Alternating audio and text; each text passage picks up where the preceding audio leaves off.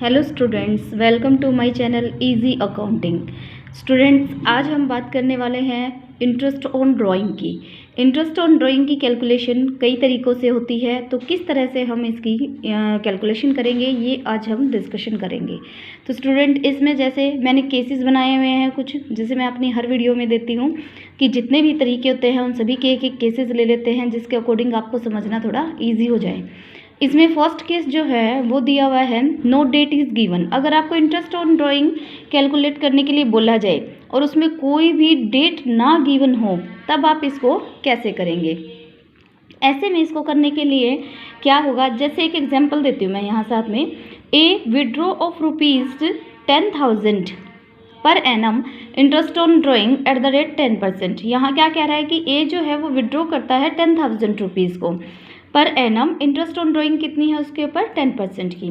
जब ऐसी कंडीशन हो कि कोई भी डेट मेंशन ना हो, तो ऐसे में स्टूडेंट्स आपको ध्यान रखना है कि जो भी अमाउंट हमारा है, जैसे 10,000 यहाँ पर अमाउंट है इंटरेस्ट ऑन ड्राइंग का, तो जो भी हमारा अमाउंट है उस अमाउंट पर 10% इंटू 6/12 हम करेंगे। जब भी कोई भी डेट हमें गिवन ना हो तो हम 6/12 यहाँ पर टाइम पीरियड लेंगे। तो इस तरह से इसकी कैलकुलेशन की जाएगी, और कैलकुलेशन करने से क्या निकलता है, 500 इसकी रुपीज़ निकलते हैं इंटरेस्ट ऑन ड्राइंग के। ओके स्टूडेंट, फर्स्ट केस क्या है कि नो डेट इज़ गिवन, कि हमें कोई डेट कोई टाइम पीरियड नहीं बताया गया है, तो पूरे साल का निकाला गया है, पूरे साल के लिए होगा, बट हम यहाँ श्योर नहीं है, कोई डेट गिवन नहीं है, इसलिए हम यहाँ क्या करेंगे, इसको 10% 6 मंथ के लिए निकालेंगे और ये हमारा इंटरेस्ट ऑन ड्राइंग हो जाएगा। सेकंड केस जो है, इसमें आता है आपका डेट इज़ गिवन। अब जब डेट गिवन है तो फिर हमारे लिए थोड़ा इजी हो जाता है करना। जब डेट गिवन है तो हमें कोई प्रॉब्लम ही नहीं है, हम डेट के अकॉर्डिंग काम करेंगे। जैसे ए ने विड्रॉ किए हैं 5,000 रुपीज़ ऑन 1/7/2009 को, यानी कि 1/7/2009 को उसने 5,000 रुपये विड्रॉ किए। अब देखो स्टूडेंट्स, यहाँ पर इसने क्या किया, 7 मंथ में पैसे विड्रॉ किए हैं, तो यहाँ पर कैसे लगाएंगे हम, 5,000 इंटू में 10/100 इंटू में, अब इसने 7 मंथ में अगर निकाले हैं तो कितने मंथ का इंटरेस्ट इसको मिलेगा। तो ध्यान देना यहाँ पर कितने मंथ का फर्म पे करेगी इसे। 7 मंथ है तो 7th कंप्लीट है, 7th 8th 9th 10th 11th 12th, okay, and 1 2 3 next year 2010 मार्च तक का। तो यहाँ पर आपका 9 मंथ का जो इंटरेस्ट है वो बनता है। तो 5,000 इंटू में 10% इंटू में 9/12, यानी 9 मंथ का इंटरेस्ट हो गया क्लियर ये। अब ये कहता है उसने फिर साल के 10वें महीने में फिर से विड्रॉ किए 1,000 रुपये। हम फिर कैलकुलेशन करेंगे 1,000 रुपये पर 1,000 इंटू 10% इंटू में 5/12। अब 5 क्यों लिया गया यहाँ पर, ये कहता है इसने 10 मंथ साल के 10वें महीने में इसने विड्रॉ किए। अब आपको पता है ना, हमारा जो ईयर है फाइनेंशियल ईयर वो क्या है, 1 अप्रैल 2009 से 31 मार्च 2010। ओके स्टूडेंट्स, ये हमारा फाइनेंशियल ईयर है। अब ये क्या कहता है, इसने 10 मंथ में ही विड्रॉ कर लिया, तो 10 मंथ की 31 डेट, इट मीन्स इस महीने का तो कोई ब्याज नहीं मिलेगा। तो कौन कौन से मंथ बचे, 11th 12th, 2 मंथ ये हो गए, एंड 1 2 3 यानी जन फेब मार्च 3 वो हो गए, यानी कि कितने हो गए टोटल, 5 मंथ के लिए। तो इंटरेस्ट ऑन ड्राइंग कैलकुलेट किया हमने कितना, 5 मंथ के लिए। नेक्स्ट इसने निकाले हैं 500 ऑन 1/1/2010 को, 1 जनवरी 2010 को इसने 500 रुपये फिर निकाले हैं। अब जैन में निकाले हैं तो कितना हो गया, जनवरी फरवरी एंड मार्च 3 महीने का हो गया यहाँ पर। तो 500 इंटू में 10/100 इंटू में 3/12। ये हमने क्या किया, इसने 3 बार अमाउंट विड्रॉ किया और तीनों अलग अलग डेट पे किया, तो हमने तीनों बार इनका इंटरेस्ट ऑन ड्राइंग कैलकुलेट किया और अलग अलग मंथ के अकॉर्डिंग हमने कैलकुलेट कर लिया। तो टोटल इसका इंटरेस्ट ऑन ड्राइंग कितना बनता है 430 रुपये। ओके स्टूडेंट्स, ये हो गया इसका सिंपल मेथड। जो हमारा डेट गिवन होती है उसमें अगर कोई ड्राइंग करता है पार्टनर, तो 2 तरीके से हम यहाँ पर कैलकुलेशन कर सकते हैं, एक सिंपल मेथड और दूसरा आता है प्रोडक्ट मेथड। सिंपल मेथड के थ्रू हम कर चुके हैं, अब कौन सा है, प्रोडक्ट मेथड। तो प्रोडक्ट मेथड देखो स्टूडेंट्स क्या है, देखो जैसे इसने क्या कहा 5000 रुपीज़, तो हम यहाँ पर लिखेंगे अमाउंट, कितनी बार उसने अमाउंट, कौन कौन सा अमाउंट निकाला है। फिर हम यहाँ लिखेंगे मंथ कि कौन कौन से मंथ इसके बच गए जिस पे इंटरेस्ट लगाना है। एंड फिर होता है इस पर प्रोडक्ट। तो अब देखो प्रोडक्ट मेथड में क्या करेंगे, हम अमाउंट निकाला, इसने फर्स्ट टाइम कितने निकाले 5000, कब निकाले 7 मंथ में, यानी कितने मंथ का इंटरेस्ट बनता है इस पर, हमने यहाँ कैलकुलेट किया था 9 मंथ का। तो 5000 into 9 is equal to product कितना होगा 45,000।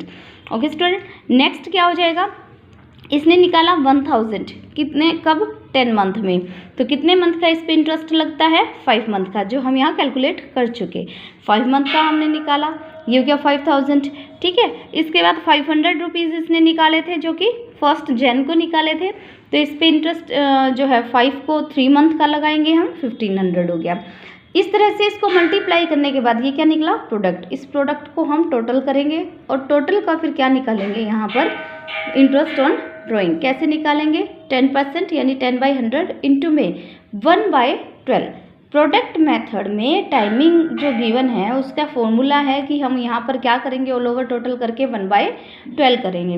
इसके अकॉर्डिंग कितना इंटरेस्ट निकला 430। जब हमने सिंपल मेथड से निकाला तो कितना निकला 430। इट मीन्स दोनों ही मेथड से सेम आपका इंटरेस्ट ऑन ड्राइंग निकलेगा और दोनों ही मेथड से आप इजीली इसको कर सकते हैं, दोनों ही बहुत इजी हैं। नेक्स्ट जो केस आता है वो हमारे पास आता है note exact date is given. अब हमें कोई एग्जैक्ट डेट नहीं बता रहा कि इस डेट को ये पैसे निकाले हैं, उस डेट को निकाले हैं। जब एग्जैक्ट डेट नहीं है तो हम इस चीज़ को कैसे कैलकुलेट करेंगे। अब उसमें क्या होता है, एग्जैक्ट डेट अगर ना गिवन हो तो यहाँ पर हमारे 4 केसेस बनते हैं। कैसे, या तो वो विड्रॉ करेगा मंथली, या वो पैसे विड्रॉ करेगा हाफ ईयरली, या वो पैसे विड्रॉ करेगा क्वार्टरली, या वो विड्रॉ करेगा 6 मंथ में एक बार। ओके, तो ये 4 केसेस हमारे पास बनते हैं और हम इन चारों केसेस को अच्छे से यहाँ पर समझेंगे डीप तरीके से। देखिए अब जैसे फर्स्ट है और चारों ही केसेस में क्या होता है, अब जब विड्रॉ करता है जैसे मंथली कर रहा है तो यहाँ पर मंथली में भी 3 केस बन जाएंगे कि वो बिगनिंग में कर रहा है या एंडिंग में कर रहा है या फिर किसी मंथ के मिडल में कर रहा है, यानी किसी भी मंथ की स्टार्टिंग में कर रहा है या उस मंथ के एंड में कर रहा है या उस मंथ के मिडल में कर रहा है। सेम एज यहाँ पर भी बिगनिंग एंड मिडल बनता है हाफ ईयरली में भी, और सेम एज यहाँ और यहाँ, यानी कि 4 केस हमारे हैं और इन चारों में फिर 3-3 केस और बन जाते हैं। तो इस तरह से अगर हम देखें तो आगे क्या जो है फॉर्मेट हमें अपनाना पड़ेगा। देखिए इसका एक बहुत ही ईजी सा फॉर्मूला है, time left after first withdraw plus time left after last withdraw upon 2। अगर ये फॉर्मूला हम लेके चलते हैं तो टाइम पीरियड को हम कैलकुलेट यहाँ इजीली कर सकते हैं। जैसे विड्रॉ मंथली, अगर मान लो इसने मंथली विड्रॉ किया है 1 जनवरी को, अब 1 जनवरी को विड्रॉ करने का मतलब क्या है, एट द बिगिनिंग। ठीक है, अब इसने क्या किया, मंथली विड्रॉ किया और कैसे किया, बिगिनिंग में किया। तो हमने क्या कहा, time left after first withdrawal, कि फर्स्ट विड्रॉल के बाद में कितना टाइम बचा, 1 जनवरी को और पैसे निकालता है वो, तो पूरे के पूरे 12 महीने बचे। क्लियर स्टूडेंट्स, अगर 1 जनवरी को वो पैसे निकालेगा तो ऑल ओवर 12 के 12 मंथ जो है 12 मंथ इसमें बचते हैं, तो 12 month plus time left after last drawing, time left after last drawing कि लास्ट विड्रॉ उसने कब किया, तो लास्ट विड्रॉ कब किया उसने 1 दिसंबर को, यानी कौन सा मंथ बचा, सिर्फ 1 मंथ बचा दिसंबर का। तो कितना हो गया ये 12 + 1 अपॉन 2 यानी कि 13 अपॉन 2 इज इक्वल टू 6.5। ये जो हमारा 6.5 निकला ये क्या है, एक टाइम पीरियड जिसको लेकर हम कैलकुलेशन करेंगे। कैसे, जैसे देखो x withdraw ₹2000 at the beginning of every month. X जो है 2000 रुपये एट द बिगनिंग निकालता है एवरी मंथ, हर महीने। तो सबसे पहले हम एक्स की जो है इंटरेस्ट ऑन ड्राइंग कैलकुलेट करेंगे, उसके लिए हम अमाउंट को कैलकुलेट करेंगे। अब जब आप अमाउंट कैलकुलेट करते हैं तो यहाँ पर आपको ध्यान देना है, ये क्या कह रहा है कि हर महीने वो पैसे निकाल रहा है 2000 रुपये। तो 2000 को एडजेक्ट नहीं लेना, 2000 को पहले कन्वर्ट करना पड़ेगा फुल अमाउंट में। तो 2000 तो इसका मंथली है और पूरे साल का कितना होगा 2000 इंटू में 12, यानी कि फुल ईयर अमाउंट अगर हम निकालेंगे तो कितना हो गया 24,000। ये तो उसकी क्या हो गई, ड्राइंग हो गई कि 24,000 रुपये उसने क्या किया, पूरे साल में विड्रॉ किया पैसा। अब 24,000 पे कितना परसेंट, 10%। ये तो हमारा पता है कि हमें परसेंटेज गिवन है, वही परसेंटेज हम डाल देंगे। बट अगर वो मंथ के बिगिनिंग में निकालता है तो हम टाइम पीरियड क्या लिखेंगे, तो यहाँ पर टाइम पीरियड के लिए मैंने ये जो कैलकुलेशन बताई है आपको वो यहाँ पर पुट कर दी जाएगी। कैसे, 6.5 अपॉन में 12, इस तरह से करके हम इसकी कैलकुलेशन करेंगे और जो अमाउंट आएगा वो क्या आएगा, एक्स का इंटरेस्ट ऑन ड्राइंग आएगा। ओके स्टूडेंट्स, कैसे कैलकुलेट करने हैं, सबसे पहले मैं जो यहाँ कैलकुलेशन आपको बता रही हूँ वो कौन सी है कि टाइम पीरियड निकालने के लिए हम कौन सा टाइम पीरियड यूज़ करेंगे। ओके, उसके बाद हम देखेंगे कि उसने कितने रुपए विड्रॉ किए मंथली। उसने जैसे जो भी अमाउंट, जैसे 5,000 किया है तो 5,000 को 12 से मल्टीप्लाई करेंगे, क्योंकि मंथली बोल रहा है और मंथली का मतलब है कि 12 महीने में जो है एक हर महीने करता है और 12 महीने होते हैं, तो हम 12 से इसको मल्टीप्लाई कर देंगे। इसके बाद क्या है कि सेकंड है, जैसे x withdraw ₹2,000 at the end of every month, कि हर मंथ की एंड में कर रहा है। अब ध्यान देना, हर मंथ की मतलब जनवरी को 31 जनवरी को इसने पैसे विड्रॉ किए, तो कितने महीनों का इंटरेस्ट लगेगा, 11 मंथ का। 31 जनवरी 31 जनवरी को अगर विड्रॉ करता है तो जैन मंथ का जो इंटरेस्ट है वो नहीं लगेगा। यानी कि यहाँ पर time left after first withdrawal कौन सा है, after first withdrawal. First withdraw कब है, 31 को। कितना टाइम बचा फर्स्ट विड्रॉल के बाद, 11 मंथ बचे। तो यहाँ पर क्या आ गया, 11 प्लस 0। 0 क्यों आया, क्योंकि कहता है time left after last withdrawal. अब लास्ट विड्रॉल उसने कब की हो गई, 31 दिसंबर को की होगी। क्यों, क्योंकि क्या कह रही है, एंड ऑफ एवरी मंथ। तो 31 दिसंबर को अगर वो विड्रॉ करता है तो ईयर कब है, जनवरी से दिसंबर तक। तो जनवरी से दिसंबर तक के ईयर में क्या है, 31 दिसंबर क्या हो गया, यहाँ पर लास्ट हो गया। तो यहाँ क्या बचा, 0 बचा। तो कितने मंथ हो गए, 11 प्लस 0 इक्वल टू 11/2 यानी कि 5.5। तो इसी तरह से यहाँ पर कैसे अमाउंट निकालेंगे हम, पहले अमाउंट कैलकुलेट करेंगे कि 24,000 10% इंटू में 5.5 अपॉन में 12। ये जो रेट है वो यहाँ, या ये जो टाइम पीरियड है वो यहाँ यूज़ होगा इस तरह से। Okay students, and then middle की अगर बात करें कि अगर कोई पार्टनर जो है विड्रॉ करता है अमाउंट मिडल में, every month of the middle, तो कैसे करोगे। अब मिडल में कर रहा है तो कैसे करेगा, 15 जनवरी को किया उसने, समझ रहे हैं आप। मिडल कब होगा, 1 जनवरी से 30 जनवरी के बीच का, हर महीने के बीच में, यानी हर महीने की मिडल में, पर मंथ मिडल। तो कैसे होगा मिडल, 15 जैन को। अब 15 जैन को होगा तो उसके बाद कितना मंथ बचे, वहाँ पर हमने क्या कहा था उसमें कि time left after first withdrawal, कि फर्स्ट विड्रॉ उसने की 15 जनवरी को, उसके बाद का टाइम कितना बचा, जनवरी का आधा महीना और साथ में 11 मंथ और, तो कितने हो गए 11.5 मंथ। प्लस लास्ट विड्रॉल उसने कब की, 15 दिसंबर को। 15 दिसंबर को अगर वो विड्रॉल करता है तो कितना मंथ बच गया, हाफ मंथ वहाँ पर बच गया। तो 11.5 प्लस 0.5 इक्वल टू 12/2, तो कितना हो गया 6। यानी कि यहाँ पर टाइम पीरियड क्या यूज़ होगा, 6। ओके स्टूडेंट्स, ये था एवरी मंथ का। अब अगर हम बात करें यहाँ पर जो है आपकी हाफ ईयरली की, तो हाफ ईयरली में आप कैसे कैलकुलेट करेंगे वो देखिए यहाँ पर।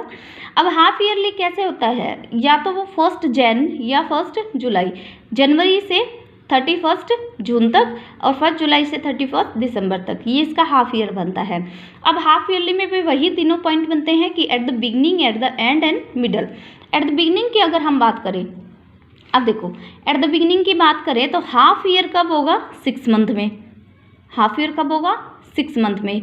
बिगनिंग का मतलब 1 जनवरी में निकाली, तो 1 जनवरी में उसने निकाले, यानी कि कितने मंथ बचे, 6 मंथ हैं। प्लस इसके बाद हमने क्या कहा था, टाइम आफ्टर लास्ट, कि जो लास्ट विड्रॉल है वो उसने कब की, लास्ट विड्रॉल कब करेगा वो, 1 जुलाई। ठीक है, ध्यान दो यहाँ पर क्या किया है हमने, फर्स्ट विड्रॉल दूसरी कब की, 1 जनवरी को। ठीक है, 1 जनवरी को किया तो कितने मंथ हो गए, 6 मंथ। अब ये कहता है जो लास्ट विड्रॉल इसने की है उसके बाद कितना टाइम लेफ्ट हुआ, तो लास्ट विड्रॉल इसकी कब होगी, 31 लास्ट विड्रॉल इसकी कब हो जाएगी, 1 जुलाई को। तो यहाँ पर क्या हो गया, अगर हम हाफ ईयरली की बात करें तो कितना मंथ इसके साथ अटैच होगा, सिर्फ 1 मंथ इसमें ऐड हो जाएगा लास्ट वाला। तो कितना बन गया 6 + 1/2 यानी 7/2 यानी 3.5। अगर बात करते हैं एट द एंड की, एंड कब होगा, 30 जून को इसका 6 मंथ का एंड होगा। तो इसने 30 जून को क्या किया, जो विड्रॉ किया, तो 5 मंथ बच गए बाद में, ठीक है, 5 मंथ। और इसने 31 दिसंबर को फिर से विड्रॉ किया तो 0। तो कितना हो गया यहाँ पर 5 + 0 इक्वल टू अपॉन में 2 इक्वल टू 2.5। अब बात आती है अगर मिडल की, तो मिडल कब होता है, हर जो मंथ है उसका मिडल होगा 15 की, 15 जन, 15 फेब, 15 मार्च, इस तरह से। तो उसने फर्स्ट विड्रॉ कब किया, 15 जनवरी को किया। तो 15 जनवरी को किया तो इसके जो 6 मंथ थे उसमें कितने बचे, 5.5 मंथ, यानी कि अगर 15 जनवरी को ये करता है तो कितने मंथ बचेंगे यहाँ पर, 5.5 मंथ प्लस। अब इसने लास्ट विड्रॉ कब की, 15 जो इसका 6 अगले जो 6 मंथ बनता है, तो यहाँ पर कितना बचा फिर 0.5 अपॉन में 2, तो 6/2 इक्वल टू कितना बन गया 3, ठीक है। इस तरह से आपका हाफ ईयरली होगा। अब बात आती है क्वार्टर की। अगर क्वार्टर आता है तो आप यहाँ पर कैसे कैलकुलेशन करेंगे, देखिए क्वार्टर जो है आपका वो किस तरह से कैलकुलेट करें। क्वार्टर जो है वो 3 मंथ का बनता है। एक ही साल में जो है कितने क्वार्टर होते हैं, 4 क्वार्टर। कितने मंथ के हैं, 3 मंथ के हैं। अब अगर बात कैलकुलेशन की जाए तो कैसे की जाएगी, देखो, A withdraw ₹2000 at the beginning of every quarter. अब ये क्या कहता है, ए ने जो पैसे विड्रॉ किए 2000 रुपये, वो हर क्वार्टर की बिगिनिंग में किए हैं। अब बिगिनिंग में करने से पहले हम क्या निकालेंगे, टोटल ड्राइंग कितनी है इसकी, यानी अमाउंट कितना है इसका टोटल। मैंने जैसे वहाँ पर बताया था कि आपको क्या करना है, 12 से मल्टीप्लाई, बट यहाँ पर आप 12 से नहीं, यहाँ पर क्योंकि इसने क्वार्टरली पैसे निकाले हैं तो क्वार्टर या कितने होते हैं, क्वार्टर 4 होते हैं, तो 4 से मल्टीप्लाई होगा यहाँ पर आपका अमाउंट। तो कितना होगा 2000 × 4 यानी 8000। इस अमाउंट पर आप कैलकुलेट करेंगे। अब टाइम पीरियड कैसे निकालेंगे, बिल्कुल same formula, time left after first withdrawal and plus time left after last withdrawal upon 2। तो देखो यहाँ पर एट द बिगनिंग की अगर हम बात करें तो फर्स्ट क्वार्टर कब हुआ, 1 जनवरी को। इसने 1 जनवरी को जो पैसे निकाले तो कितने मंथ हुए, 12 मंथ का इंटरेस्ट लग जाएगा।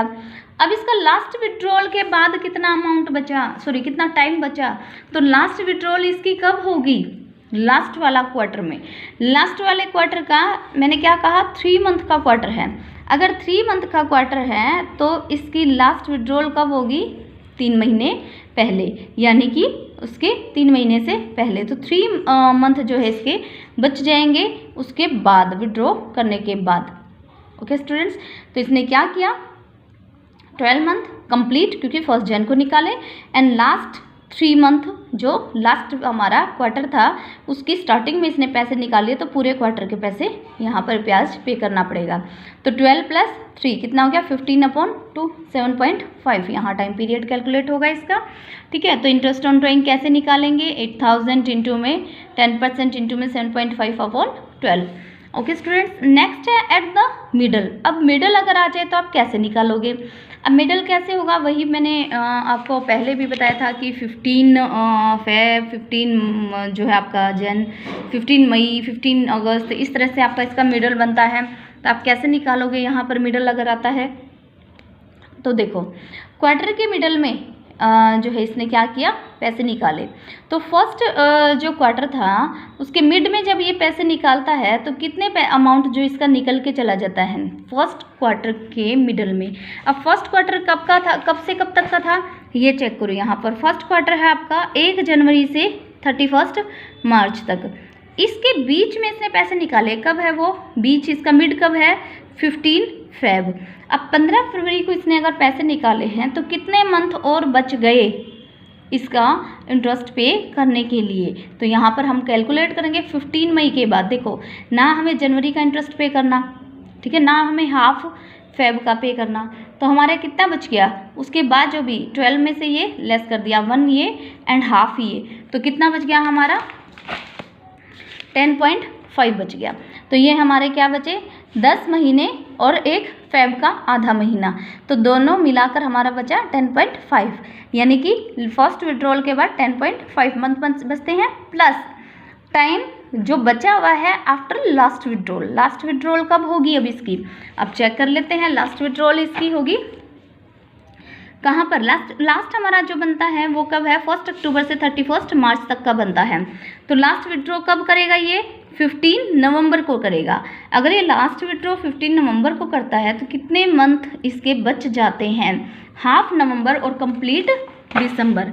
ओके स्टूडेंट्स, हाफ नवंबर और कंप्लीट दिसंबर, तो कितना बन गया 1.5। तो कितना हो गया टोटल, यहाँ पर इन दोनों को टोटल करेंगे तो कितना हो गया 12/2, यानी कि 6 मंथ, 6 यहाँ पर टाइम पीरियड यूज़ हो जाएगा आपका।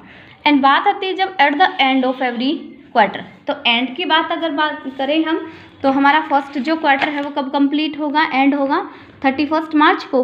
अब 31 मार्च को उसने अगर पैसे निकाले हैं तो बाद में जो बचे मंथ उन सबका लेफ्ट मंथ हो गए ड्राइंग के। तो जो फर्स्ट विड्रॉल इसने 31 मार्च को की है तो बाद में कितने मंथ बच गए, 9 मंथ ऑब्वियसली, ठीक है। तो यहाँ पर 9 मंथ। अब लास्ट विड्रॉल जब इसने किया कब किया, 31 दिसंबर को, तो कोई भी मंथ नहीं बचा, तो 9 + 0/2 यानी कि 4.5 यहाँ पर मंथ बचते हैं। क्लियर स्टूडेंट्स, ये क्या था आपका time period. Time period means कि ये टाइमिंग हम लेंगे जब हम कोई भी इंटरेस्ट ऑन ड्राइंग की कैलकुलेशन करेंगे। अब इन सब को अगर हम इकट्ठा जो है एक टेबल बनाएं तो इस तरह से बनेगी कि monthly, quarterly and 6 month, beginning, ending and middle, इस तरह से आपकी जो आपने टाइम पीरियड निकाले हैं वो इस तरह से होंगे। अब स्टूडेंट्स, इसमें 2 तरह के स्टूडेंट होते हैं, कुछ होते हैं जिनको रटना पसंद है, मतलब जो रटना पसंद करते हैं तो उनके लिए बेस्ट है कि वो रटे, कोई दिक्कत नहीं है। बट कुछ होते हैं जिनको समझना पसंद है, तो समझने से जो है एक फ़ायदा आपको ये होगा कि रटने वाले शायद भूल भी जाएं, बट समझने वाला बच्चा कभी भी भूलेगा नहीं। अगर वो इस ट्रिक के साथ याद रखता है तो वो कभी नहीं भूलेगा कि किस उसमें ऑप्शन में कौन सा हम सिचुएशन जो है वो करेंगे, कौन सा टाइम पीरियड लेंगे। तो आपको थोड़ा समझ आना ज़्यादा बेटर है। तो आपकी मर्जी है, आप रटना चाहे रट सकते हैं, आप समझना चाहे इसे समझ के लर्न कर सकते हैं या देख सकते हैं। ये थी इंटरेस्ट ऑन ड्राइंग की कैलकुलेशन। 2 छोटी सी कैलकुलेशन हमारी बची हुई हैं वो और मैं डिस्कशन करना चाहूँगी इसी वीडियो में। कुछ छोटी सी जो P&L एप्रोप्रिएशन अकाउंट में लगती हैं, कौन कौन सी हैं देखिए। अदर कैलकुलेशन कौन सी है, फर्स्ट है सैलरी टू पार्टनर और मैनेजर। अगर किसी पार्टनर को कोई सैलरी या मैनेजर को कोई सैलरी दी जाती है तो आप कैसे कैलकुलेट करेंगे। तो यहाँ पर देखिए, अगर हम बात करते हैं एक पार्टनर की, अगर पार्टनर को सैलरी मिल रही है तो उसकी कैलकुलेशन कैसे करेंगे। तो उसके केसेस देखो कैसे होते हैं। जैसे ₹2000 पर मंथ टू ए, कि ए को जो है पर मंथ 2000 रुपये की सैलरी पे कर रहे हैं, तो पर मंथ कर रहे हैं तो ईयर में कितनी हो गई, वही 2000 × 12 यानी 24,000। तो 24,000 सैलरी हम क्या कर देंगे, इसको पे कर देंगे P&L एप्रोप्रिएशन अकाउंट की डेबिट साइड में 2A सैलरी के नाम से इसको शो कर देंगे कि ये पैसा इसको दे दिया गया। सेकंड इसमें आता है 2000 per month 2A for 6 month, कि हर 6 महीने में हम इसे जो है 2000 रुपये पे कर रहे हैं। अब 6 मंथ में अगर आप जो है पे कर रहे हैं तो किस तरह से करेंगे, 2000 इंटू में 6 यानी कि 12,000 सैलरी इसको पूरे साल में मिली है। ओके स्टूडेंट्स, इसके बाद आता है आपका थर्ड कि 2000 पर एनम टू ए। अब पर एनम का मतलब क्या है, पूरे साल में, ठीक है। एनम का मतलब पूरे साल में 2000 रुपये दिए गए, तो एज इट इज़ 2000 रुपये हम इसको पे कर देंगे P&L अकाउंट की P&L एप्रोप्रिएशन अकाउंट की डेबिट साइड में। फिर इसके बाद क्या है, टू मैनेजर। अब अगर सैलरी मैनेजर को दी जा रही है तो क्या करेंगे आप। तो स्टूडेंट्स, मैंने आपको बताया है कि मैनेजर को जो सैलरी दी जाती है वो सैलरी मैनेजर जो है वो थर्ड पार्टी माना जाता है, मतलब उसे हम किसी पार्टनर की तरह ट्रीट नहीं करते, वो थर्ड पार्टी है। और जो थर्ड पार्टी होता है उसे हम P&L एप्रोप्रिएशन अकाउंट में शो नहीं करते, उसको कहाँ शो करेंगे, P&L अकाउंट में। तो अगर मैनेजर की सैलरी दी हुई है तो उसे कहाँ पर डालेंगे, P&L अकाउंट में, P&L अकाउंट में उसे शो करेंगे, P&L एप्रोप्रिएशन में नहीं करेंगे। नेक्स्ट है इसके बाद कमीशन। अगर कमीशन पार्टनर को दिया जाए तो कैसे करेंगे, अगर मैनेजर को दिया जाता है तो कैसे। मैनेजर के बारे में मैं फिर वही बात कहूँगी कि मैनेजर को अगर दिया जा रहा है तो वो P&L अकाउंट में ही कैलकुलेट किया जाएगा और वहीं पर शो किया जाएगा, ठीक है। अब बात आती है कमीशन की। अगर पार्टनर को दिया जाता है तो उसमें देखिए, जैसे फर्स्ट केस है, two partner A is entitled to receive commission at the rate 10% on net profit after charging salary. ध्यान देना स्टूडेंट्स, यहाँ पर क्या कह रहा है, ए जो है वो कमीशन रिसीव करता है 10% ऑन नेट प्रॉफिट पर 10%, ठीक है, आफ्टर चार्जिंग सैलरी।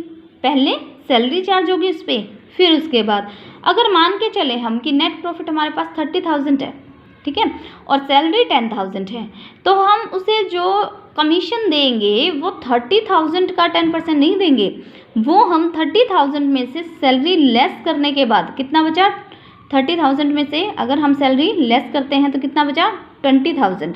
उस 20,000 पर 10% पे करेंगे तो कितना आ जाएगा, यहाँ पर 2,000 हमारा क्या बन जाएगा, कमीशन बन जाएगा। किसका, ए का। फिर देख लीजिए कंडीशन दी होती है ये अलग अलग कि किस कंडीशन में उसे कमीशन या जो है अदर चीज़ें मिल रही हैं, तो वो कंडीशन हमें ध्यान से समझनी है।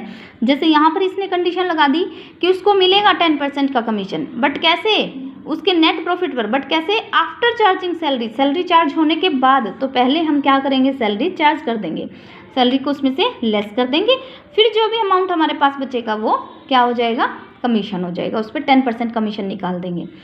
सेकेंड केस है, जैसे ए is entitled to receive commission at the rate on distributable profit। अब देखना ध्यान से, डिस्ट्रीब्यूटेबल प्रॉफिट कह रहा है ये। डिस्ट्रीब्यूटेबल प्रॉफिट और नेट प्रॉफिट दोनों में फ़र्क है स्टूडेंट्स। आपको पता है नेट प्रॉफिट कहाँ से आता है, P&L अकाउंट से आप निकाल के लाते हैं, लेकिन डिस्ट्रीब्यूटेबल प्रॉफिट कौन सा हो गया, ये वो प्रॉफिट है जो एक्चुअल में पार्टनर्स में बंटने वाला है। जैसे मान के चलो नेट प्रॉफिट हमारे पास 30,000 है, ठीक है, एंड इंटरेस्ट ऑन कैपिटल बनती है 2,000, इंटरेस्ट ऑन ड्राइंग बनती है 2,000, सैलरी बनती है एक ही 3,000। तो ये जो सारी चीज़ें हम एडजस्ट कर देंगे ना, उसके बाद जो हमारे पास प्रॉफिट बचेगा वो डिस्ट्रीब्यूटेबल प्रॉफिट होगा। जैसे क्या करेंगे हम, P&L अकाउंट, P&L एप्रोप्रिएशन जब बनाएंगे क्या करेंगे, 30,000 हमारा क्या है, प्रॉफिट, उसमें क्या कर देंगे, इंटरेस्ट ऑन कैपिटल को क्या कर देंगे, यहाँ पर लेस कर देंगे, यानी पार्टनर्स को दे देंगे। फिर इंटरेस्ट ऑन ड्राइंग उनसे लेंगे तो प्लस हो जाएगी, फिर एक किसी पार्टनर को वो देना है, सैलरी देनी है जैसे ए को, तो वो दे देंगे। उसके बाद क्या बचा हमारे पास, 27,000 बचते हैं, ये सब लेस करने के बाद। अब ये जो बचा हुआ प्रॉफिट है ये कौन सा है, डिस्ट्रीब्यूटेबल प्रॉफिट। कौन सा प्रॉफिट है ये स्टूडेंट्स, डिस्ट्रीब्यूटेबल प्रॉफिट। और जो डिस्ट्रीब्यूटेबल प्रॉफिट है हम क्या करेंगे, उसी पर कैलकुलेट करेंगे, किसको, कमीशन को। तो क्या करेंगे, अब यहाँ पर ए का कमीशन कैसे होगा, 27,000 इंटू में 10/100, 2700 इसका कमीशन निकल आया। Okay student, net profit and distributable profit में डिफरेंस है। नेट प्रॉफिट हम एज इट इज़ ले लेते हैं जो हमें मिलता है P&L अकाउंट से, बट डिस्ट्रीब्यूटेबल प्रॉफिट कौन सा होता है, ये वो होता है जो डिस्ट्रीब्यूट होने वाला होता है, यानी कि जिसमें हम सारे एडजस्टमेंट कर चुके होते हैं। नेक्स्ट केस जो है, अब जो है ए जो है वो रिसीव करता है eight the rate 10% on net profit after charging. अब देखना यहाँ पर जो कमीशन मिल रहा है ए को वो 10% है ऑन नेट प्रॉफिट पर, बट ध्यान से देखो, after charging salary to be की सैलरी चार्ज होने के बाद, but before charging any commission, पर किसी भी कमीशन के चार्ज होने से पहले, टू सी का कोई भी कमीशन चार्ज होने से पहले, बी की सैलरी चार्ज होने के बाद और सी के कमीशन से पहले। तो देखो यहाँ पर जैसे नेट प्रॉफिट गिवन है हमें 5,000 का, बी की सैलरी गिवन है 1,000, सी का कमीशन गिवन है 500, तो हम क्या करेंगे यहाँ पर ए को कैसे कमीशन देंगे, तो ए का कमीशन निकालने के लिए क्या करेंगे, 5,000 जो हमारा प्रॉफिट है उसमें से ये कहता है बी की सैलरी चार्ज होने के बाद, तो बी की सैलरी कितनी, 1,000, तो 1,000 हम क्या कर देंगे, लेस कर देंगे, चार्ज कर देंगे, but before charging any commission, कोई कमीशन चार्ज करने से पहले तो हम कोई कमीशन चार्ज नहीं करेंगे, सिर्फ सैलरी को चार्ज करेंगे। तो 5,000 में से 1,000 सैलरी अगर गई तो कितना बचा, 4,000 पर हम यहाँ पर 10% का इसको कमीशन पे करेंगे, जो कि कितना निकलेगा, 400।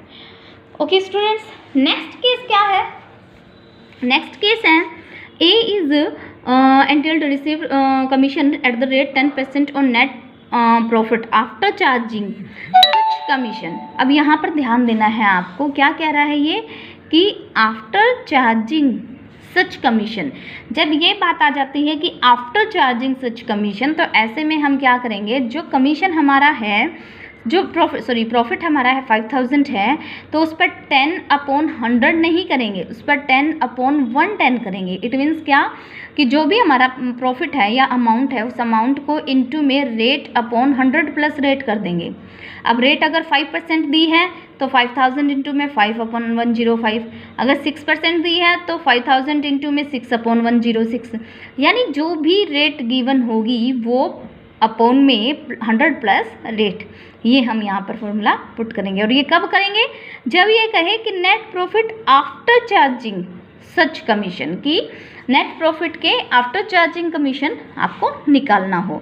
अगर बिफोर चार्जिंग गिवन है तो सिंपल मेथड रहेगा, 5000 है तो उस पर 10% तो 10 ही निकालेंगे, 10/100, 20 है तो 20/100 हो जाएगा, 5% तो 5/100 हो जाएगा।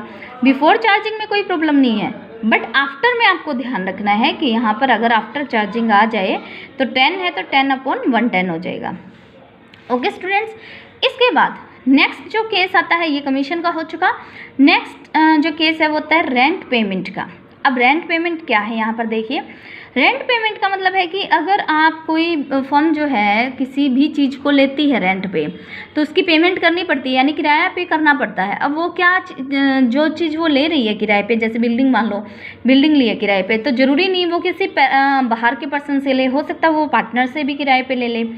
अगर वो उसने जो है रेंट पे करना है, वो रेंट पे पार्टनर को करना है या एनी पर्सन, यानी कि कोई और बाहर का पर्सन भी हो सकता है, किसी को भी पे करना है, तो स्टूडेंट्स यहाँ ध्यान रखना कि रेंट जो है इसका एक खर्च है, और ये ऐसा खर्च है जो पार्टनर को स्पेशली पार्टनर होने के कारण नहीं मिला है, ये खर्च इसको इसकी पर्सनल असेट्स के कारण मिला है। तो इसलिए ये जो पार्टनर हो या कोई और बंदा हो, कोई भी हो, अगर रेंट पे किया जा रहा है तो इसे पेंडल अकाउंट में डालेंगे, पेंडल एप्रोप्रिएशन अकाउंट में नहीं डालेंगे, पेंडल अकाउंट में ही डालेंगे, चाहे पार्टनर हो या कोई और पर्सन हो। अगर रेंट पे किया जा रहा है तो किस में आएगा, पेंडल अकाउंट में। जिस नेट प्रॉफिट क्या है 30,000 before charging rent, payable to A ₹1000। जैसे इसने कह दिया कि नेट प्रॉफिट जो है वो 30,000 है बिफोर चार्जिंग रेंट, कि रेंट चार्ज नहीं हुआ था, उसमें ए को देना था रेंट जो कि चार्ज नहीं हुआ था। तो पहले हम क्या करेंगे, पेंडल एप्रोप्रिएशन में पहले हम 30,000 में से 1000 लेस कर देंगे, फिर जो बचेगा 29,000 वो पेंडल एप्रोप्रिएशन में शो करेंगे। ओके स्टूडेंट्स, इसके बाद आता है लास्ट टॉपिक आपका ट्रांसफ़र टू जनरल रिजर्व, कि जनरल रिजर्व अगर ट्रांसफ़र करना हो तो कैसे करते हैं। तो इसमें भी दो केसेस हैं, transfer 10% of net profit to general reserve. अगर 10% आपको नेट प्रॉफिट का रिजर्व जो है ट्रांसफ़र करना है तो कैसे करेंगे, तो नेट प्रॉफिट हमारा जैसे मान लो 20,000 है, तो 20,000 इंटू में 10/100, बिल्कुल ईजी है, हम इजीली कर सकते हैं। बट अगर आता है transfer 10% of distributable profit to general reserve, अब यहाँ पर वही बात मैं रिपीट करूँगी कि डिस्ट्रीब्यूटेबल प्रॉफिट और नेट प्रॉफिट में डिफरेंस है। नेट प्रॉफिट का मतलब जो आपको प्रॉफिट गिवन है आप एज इट इज़ उठाओ और उसमें से परसेंटेज निकालो और ट्रांसफ़र कर दो। बट डिस्ट्रीब्यूटेबल प्रॉफिट का मतलब होता है कि पहले पेंडल एप्रोप्रिएशन आप बनाओ, उसके अंदर जो डिस्ट्रीब्यूट होने वाला प्रॉफिट निकलता है उस प्रॉफिट में से, जैसे मान लो इसका नेट प्रॉफिट 20,000 है और बाकी जो एडजस्टमेंट है वो सारी आपने उसमें करने के बाद 15,000 रुपये बचे, तो इस 15,000 पर आप इसका क्या निकालेंगे, जनरल रिजर्व निकालेंगे। डिस्ट्रीब्यूटेबल प्रॉफिट वो होता है जिसमें से आप सारे खर्चे निकाल चुके होते हैं और सारी इनकम जोड़ चुके होते हैं। तो ये आपका जो है लास्ट टॉपिक था। स्टूडेंट्स मुझे कमेंट करके ज़रूर बताना कैसी लगी आपको वीडियो, कहीं कोई पॉइंट समझ नहीं आया तो आप दोबारा क्लियर कर सकते हैं मुझसे कमेंट करके। And thanks for watching me, please like and subscribe my channel. Thank you.